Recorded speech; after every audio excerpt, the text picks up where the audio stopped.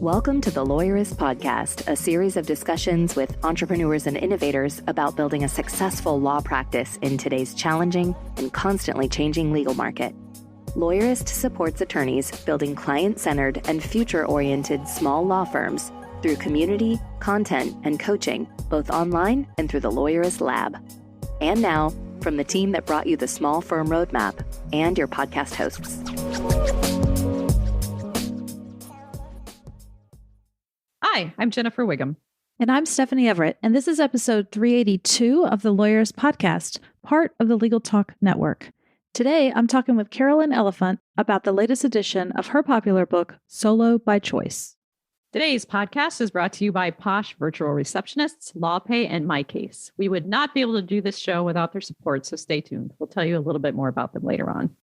So, Jennifer, we have some exciting news happening in the Lawyerist Lab world, which is our coaching program for lawyers.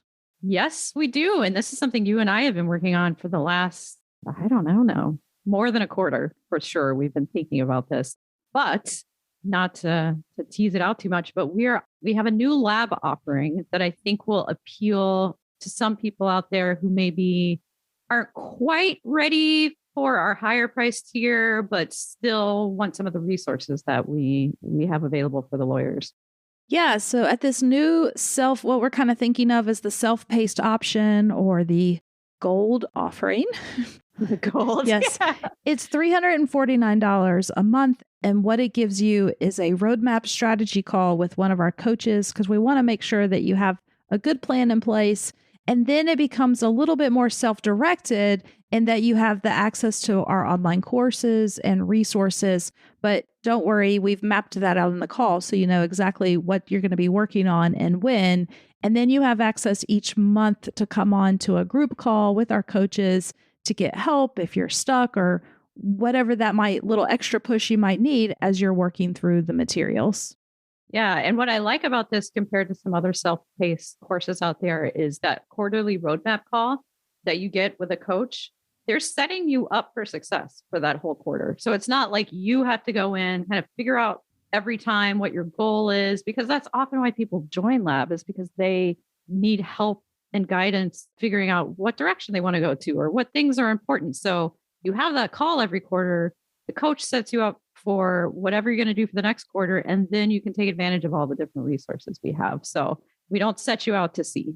Yeah, it was super important to us. We wanted to have this kind of option that might be more accessible and available to people who needed help. And like you said, maybe weren't ready for all the one-on-one coaching that we offer in our, platinum level.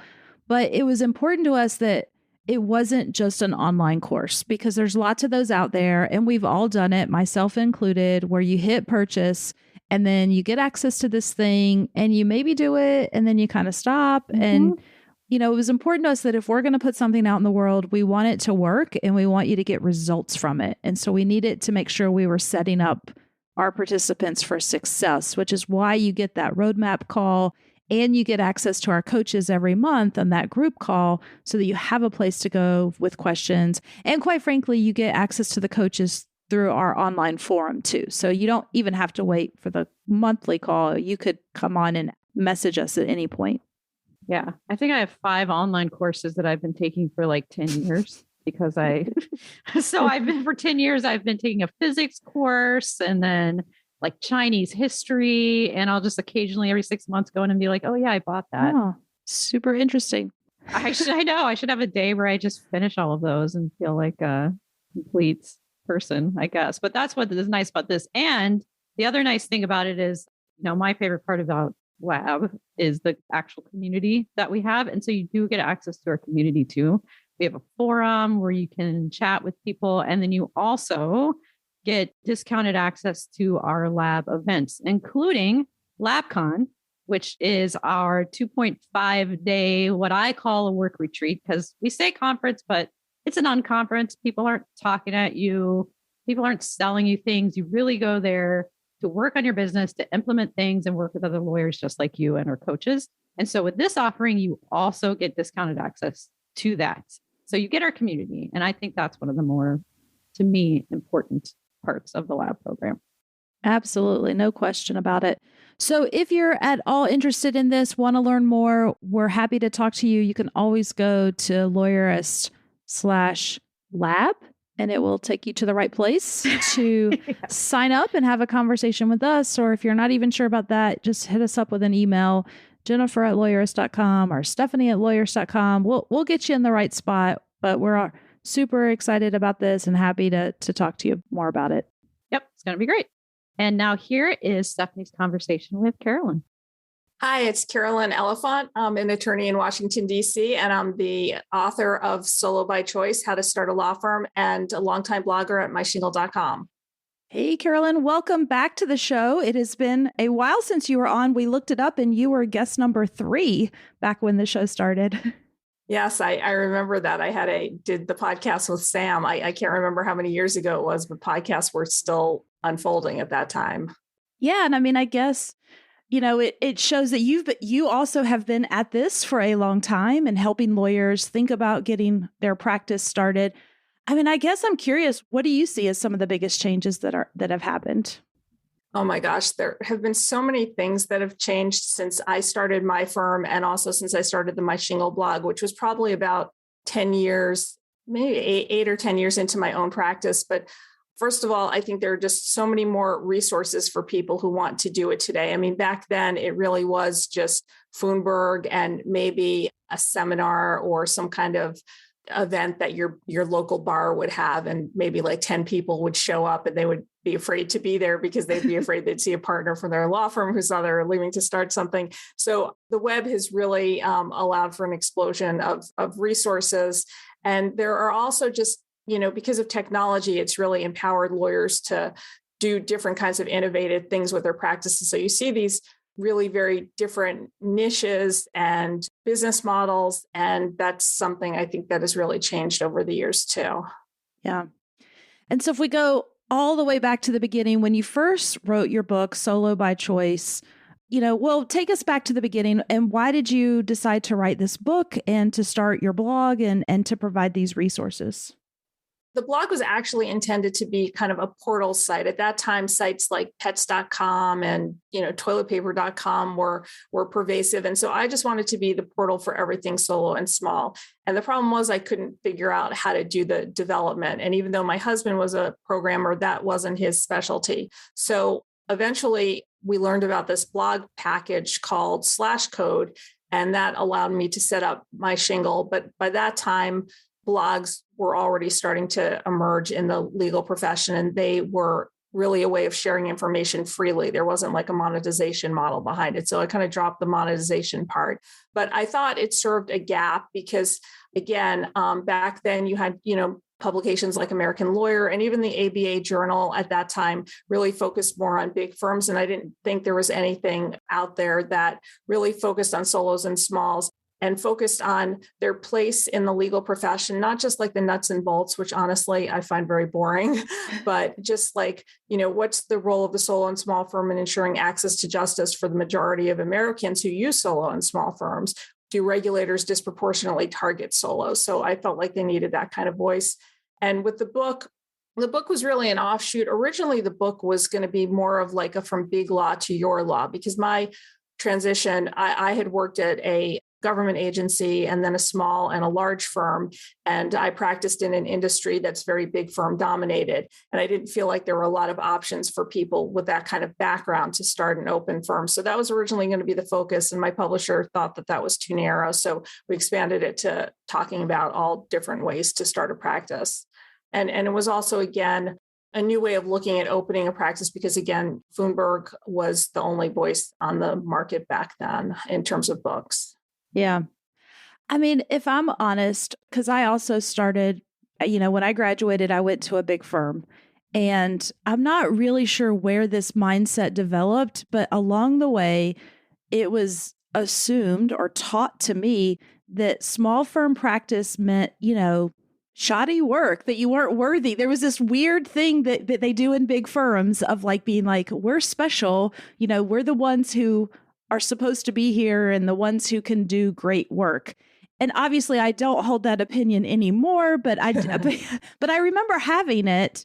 And I wonder if you still see that. Do you feel like that still exists, or have solos and small firms, is it more assumed that, yes, this is an option? I mean, I love the title of your book, Solo by Choice, because that's part of it, right? There was an assumption that if you're out there on your own, there must be a reason, and it's bad. Yeah. So I think that attitude has changed to some degree, especially post-pandemic, when people are really questioning the meaning of work and really focused on wanting to do work that matters. I think that some of those stereotypes still persist, but they're being eradicated. Part of the reason is because the work that solos and smalls are able to turn out these days has been elevated. I mean, the kinds of things that I have been able to do in my practice, just like through, access to things like Google Maps, and in terms of putting on, presentations or showing how things look, or, being able to, manipulate documents with just simple tools. It really has enabled solos and smalls to make a better showing. So I think the quality of work for many have improved, although you do see, these odd cases about, people using the same template, not changing the names, and, the judge calling them out. So I think that's changed a little bit. But I think also, like I said, I think there are so many more examples of people who are starting solo and small firms who are really succeeding in a big way. And I think that that's very appealing to people who are working at large firms. I think also the advent of entrepreneurship in general, where you see people like Steve Jobs and the Google founders, starting out of their garage and building these big empires. I think people at big firms, lawyers, see that, and they realize that, it doesn't take that much to start, no matter what kind of profession you're in. So I think those attitudes have changed, but not substantially, but to some degree. Yeah. No, I mean, to be clear, I'm a big fan now. I see it. And I always think about this, and I think you'd agree, like, especially when it comes to things like you're running your business, access to justice. I mean, small firms are like the speedboat versus the big barge, right? Like, they can turn on a dime and they can do really creative, inventive things. And I think you're right. Like, technology and internet, the resource gap isn't as big as it might have been in the past, where you had to have a lot of money to automate a document. Now, I mean, anybody can go do that. Yeah, exactly. That's been a big change.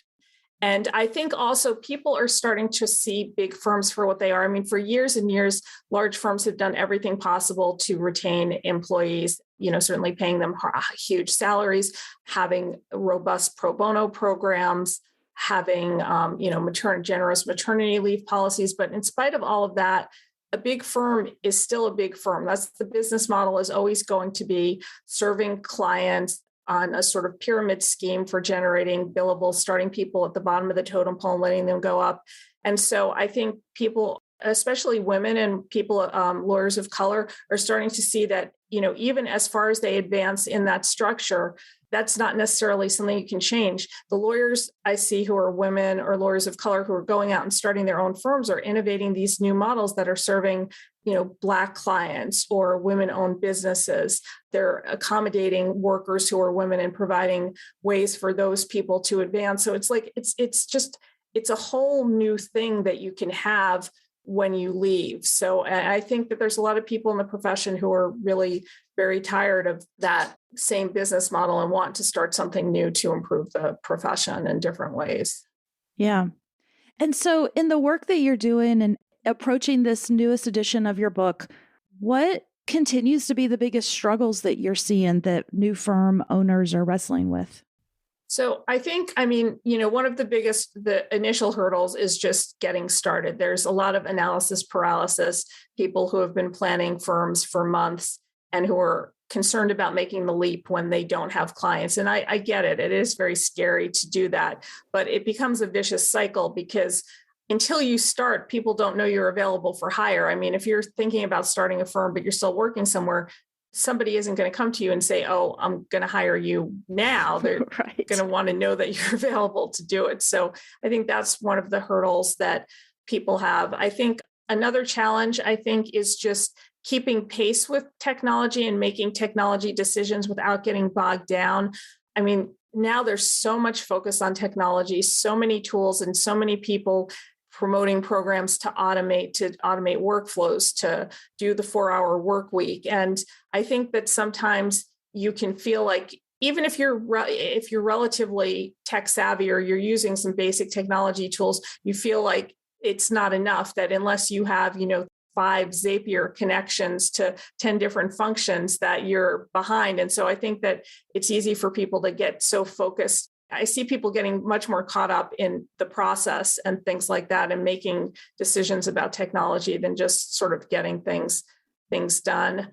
And I think also, I guess I don't necessarily consider it a challenge. I know that lawyers feel challenged by, some of the automation and how to compete with that and how to offer services that enable them to compete with the LegalZooms and the other types of products that are serving clients that, quite frankly, nobody ever wanted those people as clients anyway, because they didn't have the resources to pay, but lawyers feel that that's kind of a threat to them. So those are some of the challenges that I see. And I guess the fourth is, there's still, in what we don't realize, like here in the internet world, there's still lots of parts of the country that don't even have e-file. I mean, I live in Maryland, and my county, Montgomery County, is one of the wealthiest, most advanced counties in the entire country. They only got e-filing like a year ago. And Baltimore County, which is the biggest county in the state, doesn't have e-filing. I mean, I personally stopped practicing in state court a decade ago because I refused to deal with that.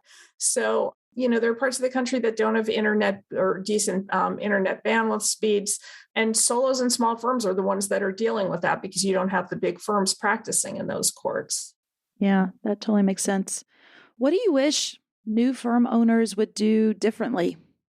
I think that the first thing would be to really find and focus a target client or a niche that they really want to serve, because I think that makes all of the difference. When you feel like you have a mission for serving your clients, a passion for making their lives better, it makes everything so much easier. It lets your services sell yourself because other people will be selling you because they see that passion that you have. I think too many lawyers get caught up in, if I just focus on a niche, what happens if the criminal case comes through the door or the estate planning case? And they start taking all these cases and all of a sudden they get discombobulated. So I think just focusing on some kind of niche.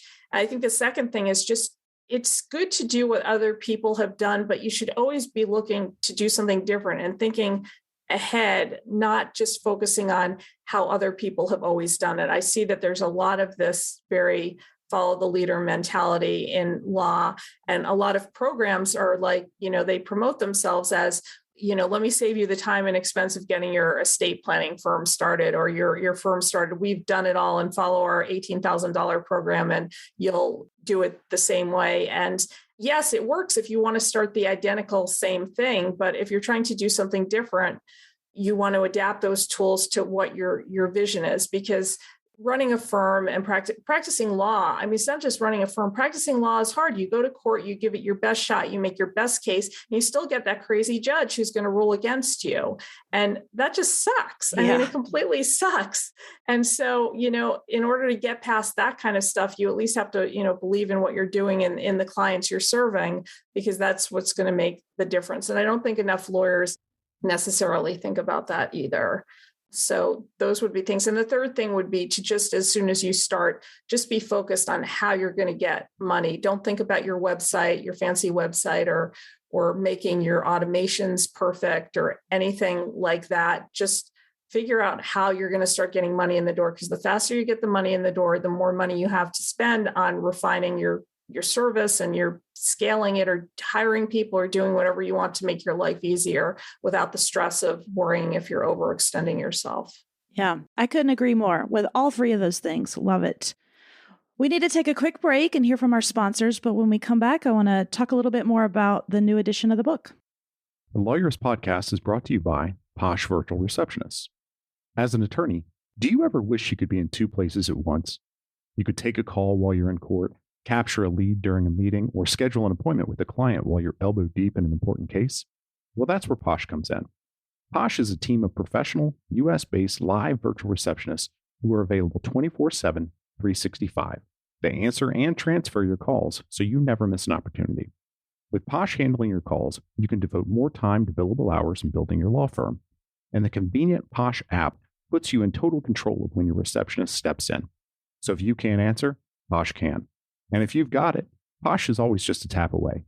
With Posh, you can save as much as 40% off your current service provider's rates. Even better, Posh is extending a special offer to Lawyerist listeners. Visit posh.com/lawyerist to learn more and start your free trial of Posh Live Virtual Receptionist services. That's posh.com/lawyerist. And from LawPay, the gold standard in payments for the legal industry. For more than 15 years, our partners at LawPay have been helping lawyers get paid faster. In fact, 62% of bills sent via LawPay are paid the same day. To learn how you can enjoy faster and more reliable payments, schedule your demo at lawpay.com/lawyerist. And from MyCase, tired of wasting time on administrative tasks? Want to bill more hours, get paid faster, and ensure the success of your team? With MyCase law practice management software, your firm will have access to all the tools needed to run more efficiently. Digitize your client intake, manage documents in one place, and track every billable hour so you can focus on what matters most to your firm.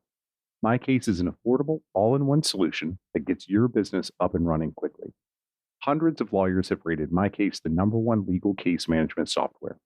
After making the switch to MyCase, one law firm saved over 100 hours per month, time that would have otherwise been spent on tedious administrative tasks. It's time to choose a case management software that works for you. If you're looking to supercharge the growth of your firm, go to mycase.com/lawyerist and sign up for a free trial. Right now, Lawyerist listeners get 3 months at no cost on a new annual plan. Offer cannot be combined with other discounts. Visit mycase.com/lawyerist to get started. All right, Carolyn, we're back. And you just recently published a new edition of the book. And so, of course, it begs the question, like, what's new? What are you talking about that's different? So I was really surprised. I mean, I kept putting off this update. The last iteration came out in 2013, and I started working on the update, honestly, like around 2015. And then I put it off for a couple of years. But a lot of things really have changed. Most of all, I was shocked. I mean, I was really shocked at how much all of the technology has changed. In the second book, I was writing about, social media and ways to market your practice on social media. But those types of things have really taken off. And of course, there are, this whole emergence of new platforms. I think back then, there wasn't Instagram, or it was just getting off the ground, and TikTok wasn't a big deal. Video was still expensive to really produce. I mean, you could put up a camera or something, but you didn't have really easy tools. So the whole digital marketing concept has changed.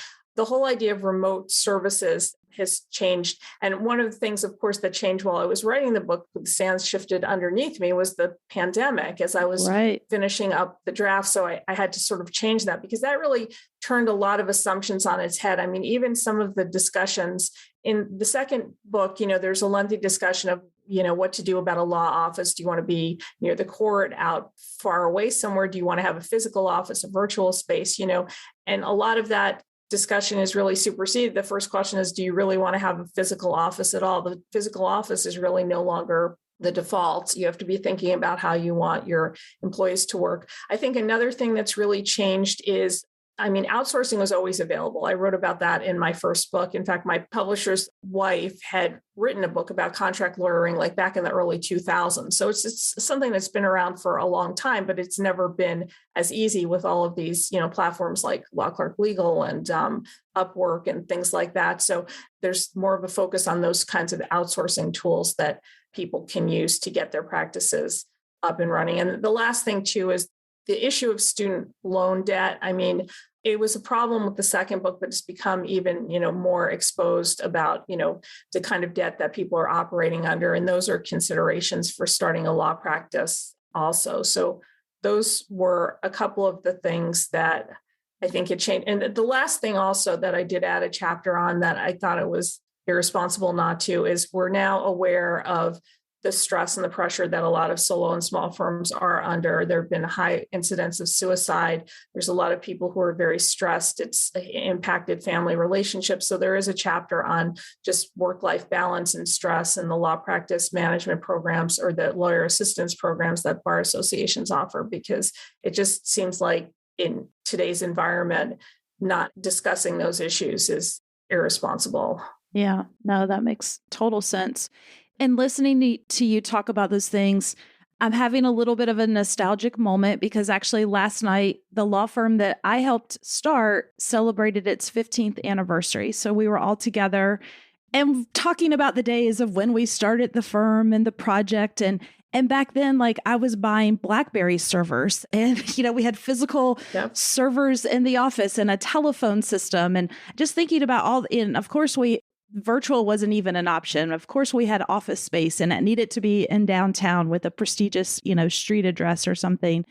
And you're right. In just 15 years since I started that firm, like thinking about today, all these things that have changed that have just made it so much easier, I think. Yeah. You tell me.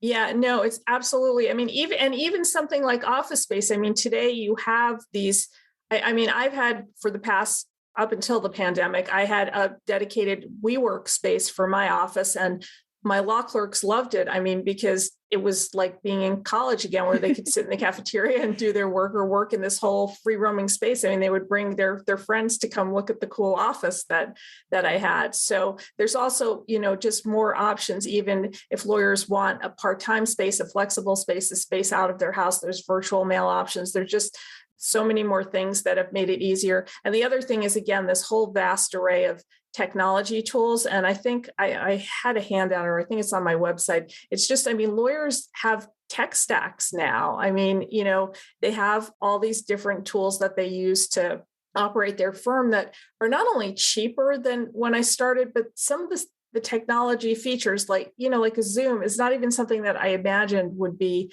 accessible or could be a tool back then. The document automations, all of those things. So that really, I think more than anything, has just made it much, much easier and definitely eliminated barriers to getting started. Yeah. So if I were, to give you a magic wand, what would you change about the industry or the practice? I think the first thing that I would do is I would reevaluate a lot of the more onerous rules that apply to law firms because they disproportionately burden solos and smalls. As easy as you make things for trust accounts, it's still a pain in the neck to, I'm trying to keep my language clean. It's still a pain in the neck. A pain in the neck to manage them. And there's so many easier tools. People can pay on credit card. Sites like Upwork, people are accustomed to like this online escrow account. Why does it have to be micromanaged by like 50 different regulators who don't have anything better to do, whose bar dues are being paid for them when they should be out like with a real job? So that's something that adds to the cost and to the complexity of running a solo and small firm practice. The advertising rules. I know the trade name rules have finally, been eliminated.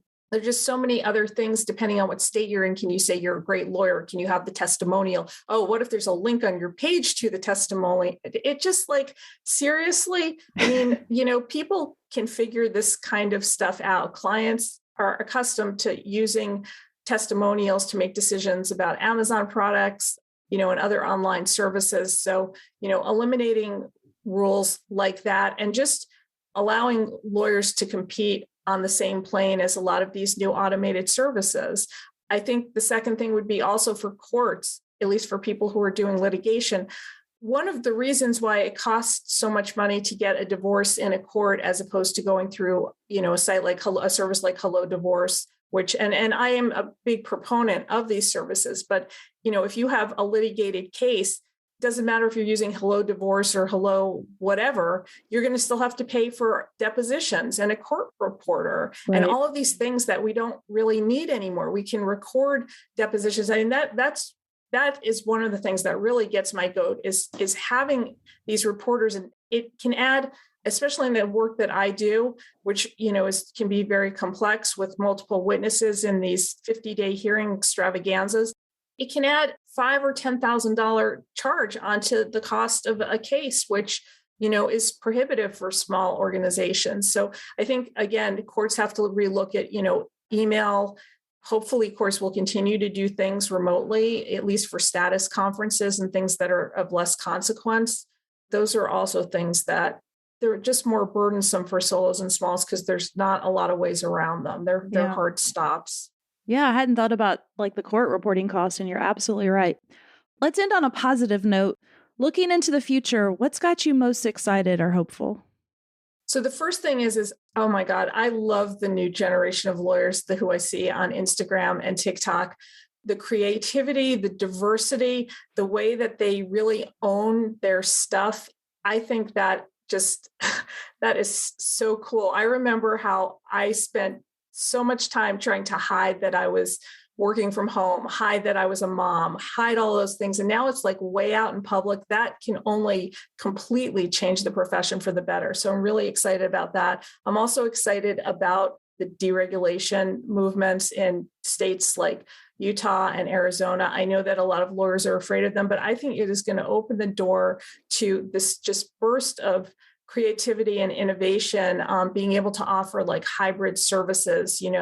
If you're like doing special education law, like offer a bundled package with a tutor, or if you're doing family law, work with a psychologist, or just, I think it's going to just create this whole new level of partnership and innovation that is really exciting to me. So I guess those are two things that I think are very exciting. And the third thing is again, there is more of a focus on ownership and entrepreneurship. And I think that, as we will see in the next few years, more people deciding to take charge of their talent and own it. And I think that's just really going to change the profession for the better. Yeah, I'm excited too. I love all that. Your latest edition, the book is Solo by Choice. If you haven't picked up a copy yet, it is just packed with really great practical advice. I enjoyed reading it and seeing, you just give so much away in this book. And so it's definitely a guide that everybody should pick up and use if you have a practice or you're thinking about starting one. Carolyn, I can't believe it's been 378 episodes since you've been on, but I'm super glad you came and talked to us today. Yes, thank you so much for having me on again. The Lawyerist podcast is edited by Brittany Felix. Are you ready to implement the ideas we discuss here into your practice? Wondering what to do next? Here are your first 2 steps. First, if you haven't read the Small Firm Roadmap yet, grab the first chapter for free at lawyerist.com/book. Looking for help beyond the book? Let's chat about whether our coaching communities are right for you. Head to lawyerist.com/community/lab to schedule a 10-minute call with our team to learn more. The views expressed by the participants are their own and are not endorsed by Legal Talk Network. Nothing said in this podcast is legal advice for you.